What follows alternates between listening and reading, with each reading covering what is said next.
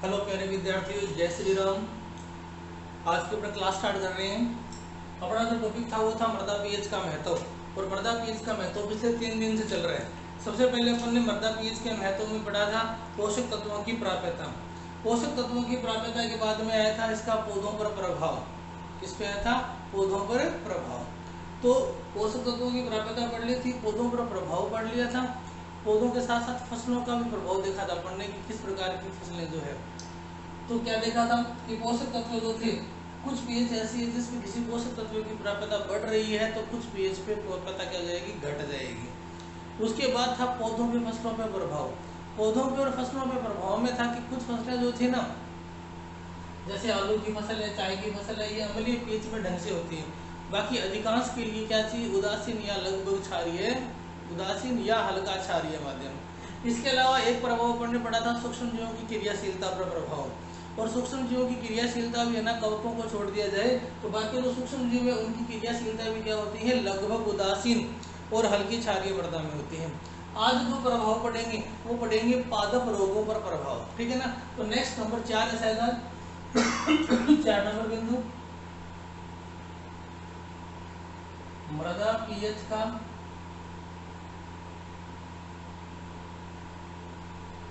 पादप रोगों पर प्रभाव। मृदा पीएच का पादप रोगों पर प्रभाव, देखो ये बहुत इंपॉर्टेंट है। बहुत से पादप रोग ऐसे हैं जो पीएच पर प्रभावित है। यानी जैसे आलू है, आलू है, यदि आलू को क्षारीय माध्यम में बोया जाए तो विशेष प्रकार के रोग पैदा हो जाते हैं। और उन रोगों को दूर करने के लिए तुम्हें किसी भी प्रकार की दवाई वगैरह छिड़कने की जरूरत नहीं है। उसकी पीएच चेंज कर दो, उसके पीएच अम्लीय कर दो, अम्लीय पीएच करती वो रोग अपने आप क्या हो जाएंगे, खत्म हो जाएंगे। तो क्या होता है, मृदा पीएच विशेष प्रकार के पादप रोगों को भी प्रभावित करती है। मृदा पीएच द्वारा विशेष प्रकार के पादप रोग भी प्रभावित होते हैं। और इन रोगों को हटाने के लिए, इन रोगों को हटाने के लिए किसी भी प्रकार की दवाई या किसी भी प्रकार की पेस्टिसाइड की जरूरत नहीं पड़ती। केवल क्या करो, पीएच परिवर्तित कर दो, पीएच परिवर्तन से ही पादप रोग खत्म हो जाते हैं। ठीक है ना। तो देखो लिखते हैं, देखिए बहुत सारे पादप रोग पौधों या फसलों पर विशिष्ट पीएच पर ही प्रभावित करते हैं। यदि पीएच बदल दी जाए तो बिना किसी कीटनाशी या रोगनाशी के उपयोग किए ही इन पादप रोगों से निजात पाई जा सकती है। ठीक है ना। फिर बहुत से पादप रोग जो है ना वो विशिष्ट पीएच पे ही फसलों को प्रभावित करते हैं। यदि पीएच बदल दी जाए तो बिना किसी पीड़कनाशी या रोगनाशी के उपयोग किए ही इन पादप रोगों से निजात पाई जा सकती है। ये उतार लो, फिर एग्जांपल लिख रहा हूँ।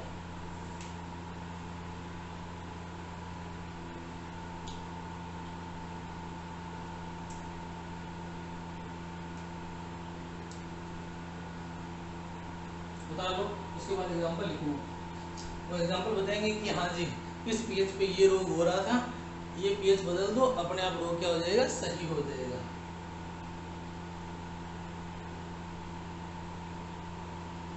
जो उतार लिए, अब रोगों के एग्जांपल लिखते हैं। ठीक है ना। क्रूसीफेरी जो है, क्रूसीफेरी फैमिली जानते हो, ब्रेसिकेसी, सरसों वगैरह जो होते हैं ना उसी में आते हैं। ठीक है ना। तो रोगों के एग्जांपल देखो। नंबर 1, क्रूसीफेरी में पाया जाने वाला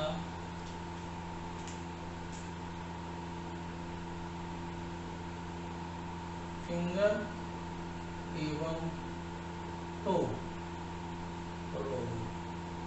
फिंगर एवं टो रोग, एजी के स्टूडेंट हो, आपका ये रोग पड़ा हुआ है फिंगर एवं टो रोग। सरसों वगैरह होती है ना, उसमें विशेष प्रकार की मतलब क्या होती है, अंगुलियां से निकल आती है, इसको बोलते हैं फिंगर एवं टो रोग। उसी फेरी में पाया जाने वाला फिंगर एवं टो रोग, फिंगर एवं टो रोग। देखो ये रोग है, इस रोग से निजात पाने के लिए क्या करना पड़ता है, किसी भी प्रकार के पेस्टिसाइड की जरूरत नहीं है, ठीक है ना। ये देखो, केवल अम्लीय माध्यम में ही प्रभावी है। अगर मृदा की पीएच अम्लीय है तो ये रोग होगा, तो कभी भी क्रूसीफेरी को अम्लीय माध्यम में नहीं लगाया जाता। अगर अम्लीय माध्यम है तो कुछ ना कुछ जिप्सम वगैरह छिड़काव करके इसे क्या कर दिया जाता है, क्षारीय माध्यम में परिवर्तित कर दिया जाता है, और माध्यम क्षारीय होती या उदासीन होती, ये रोग अपने आप खत्म हो जाएगा। तो पहला एग्जाम्पल लिखो, नंबर 1 लिखिए, नंबर 1 लिखिए, क्रूसीफेरी में पाया जाने वाला फिंगर एवं टो रोग। क्रूसीफेरी में पाया जाने वाला, क्रूसीफेरी में पाया जाने वाला फिंगर एवं टो रोग, टो रोग केवल केवल अम्लीय मृदाओं में ही उत्पन्न होता है, केवल अम्लीय मृदाओं में ही उत्पन्न होता है, केवल अम्लीय मृदाओं में ही उत्पन्न होता है। अतः अम्लीय मृदाओं में ही उत्पन्न होता है, अतः क्रूसीफेरी कुल की फसलें, अतः क्रूसीफेरी कुल की फसलें अम्लीय मृदाओं में नहीं उगाई जाती। क्रूसीफेरी कुल की फसलें अम्लीय मृदाओं में नहीं उगाई जाती। इन्हें क्षारीय या इन्हें उदासीन या हल्के क्षारीय माध्यम में ही उगाया जाता है। इन्हें उदासीन या हल्के क्षारीय माध्यम में ही उगाया जाता है।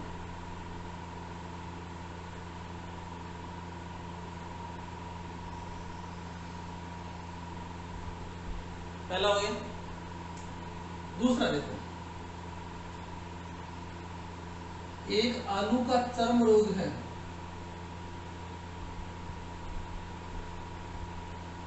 आलू का चर्म रोग, नाम होता है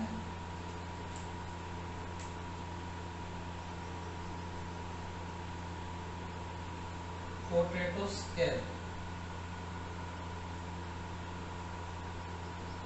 आलू का चर्म रोग नाम क्या है, पोटैटो स्कैब।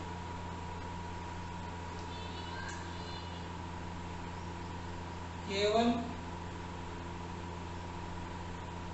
क्षारीय माध्यम में ही उत्पन्न होता है।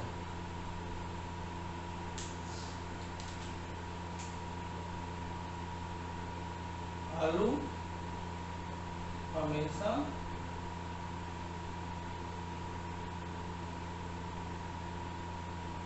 अम्लीय माध्यम में ही लगाए जाते हैं। ये लो, दूसरा एग्जाम्पल हो गया, आलू का चर्म रोग, नाम है पोटैटो स्कैब। आलू का चर्म रोग यानी पोटैटो स्कैब केवल क्या होता है, क्षारीय माध्यम में उत्पन्न होता है। आलू को क्षारीय माध्यम में लगाओगे तो उसकी स्किन में विशेष प्रकार से क्या हो जाएगा, चर्म रोग पैदा हो जाएगा, झुलसी विसी आलू की स्किन मिलेगी। तो वो क्षारीय माध्यम में होता है, कुछ करने की जरूरत नहीं है, कोई दवाई की जरूरत नहीं है, माध्यम अम्लीय रखो। और पीछे वाले टॉपिक में जब पौधों पे प्रभाव था पीएच का, तब मैंने आपको बताया था आलू और चाय दोनों क्या होती है, अम्लीय माध्यम में पैदा होती है। तो आलू का चर्म रोग जो पोटैटो स्कैब है ना, तभी होगा जब आलू को क्षारीय माध्यम में लगाया है। आप माध्यम चेंज कर दो, अपने आप रोग खत्म हो जाएगा। तो लिखिए नंबर 2, देखिए आलू का चर्म रोग पोटैटो स्कैब, आलू का चर्म रोग पोटैटो स्कैब केवल क्षारीय माध्यम में ही उत्पन्न होता है। आलू का चर्म रोग पोटैटो स्कैब केवल क्षारीय माध्यम में ही उत्पन्न होता है, केवल क्षारीय माध्यम में ही उत्पन्न होता है। यदि माध्यम बदलकर अम्लीय कर दिया जाए तो रोग अपने आप खत्म हो जाता है। यदि माध्यम बदलकर अम्लीय कर दिया जाए तो रोग अपने आप खत्म हो जाता है।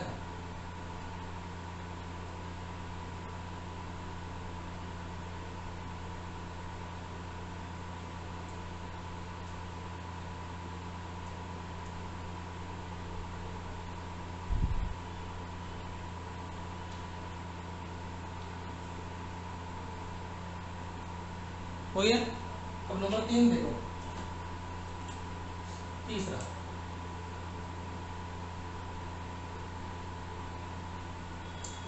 जेई का रोग, जेई में पाया जाता है, इसे बोलते हैं ग्रे फ्लैग या भूरे रंग का धब्बा बन जाता है।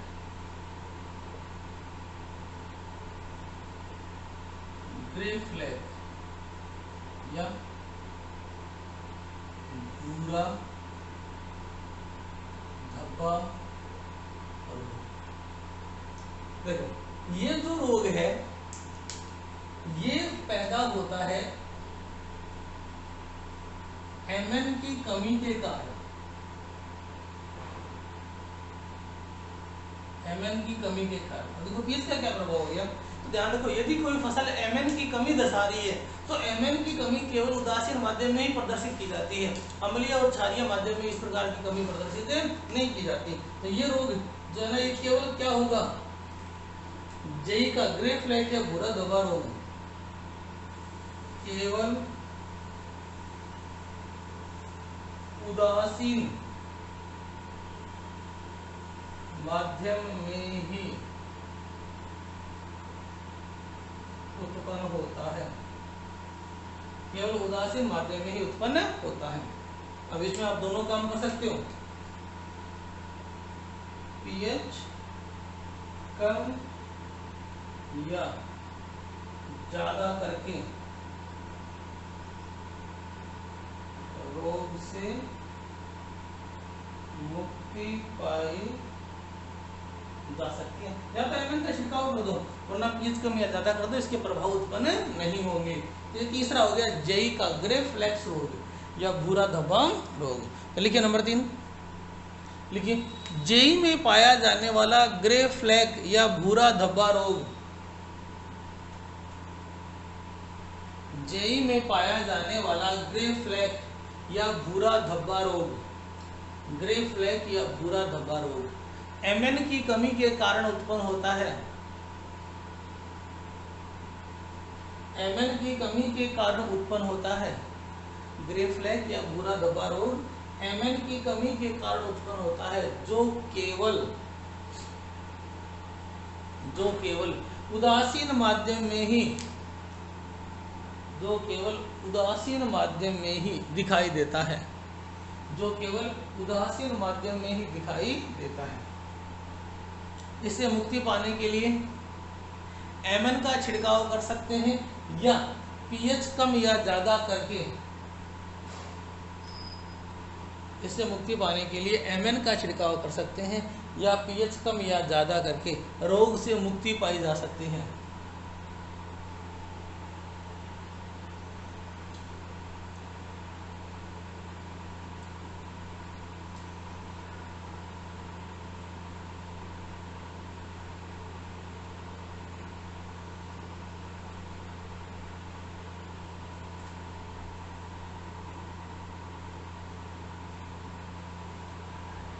हो गया। चौथा एग्जाम्पल देखो, एक गेहूं में रोग पाया जाता है जिसका नाम होता है टेक ओल। टेक ओल इसका मतलब ओल शब्द आ गया तो शब्द का लागू होता है ये, लेकिन थोड़ा बहुत कम ज्यादा प्रभाव हो सकता है, ठीक है ना। तो 4 नंबर, गेहूं में पाया जाने वाला रोग नाम है टेक ओल।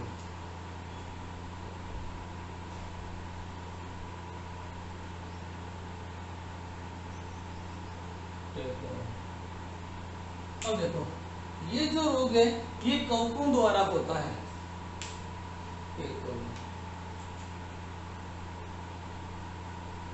कवकों द्वारा उत्पन्न रोग, कवकों द्वारा उत्पन्न रोग। एक बात ध्यान रखना, कवकों के द्वारा जितने भी रोग उत्पन्न किए जाते हैं ना वो सारे क्षारीय माध्यम में प्रभावी होते हैं, अम्लीय माध्यम में या तो निष्प्रभावी होते हैं या कम प्रभावी होते हैं। तो कवकों द्वारा उत्पन्न रोग, अब देखो इसकी खास बात,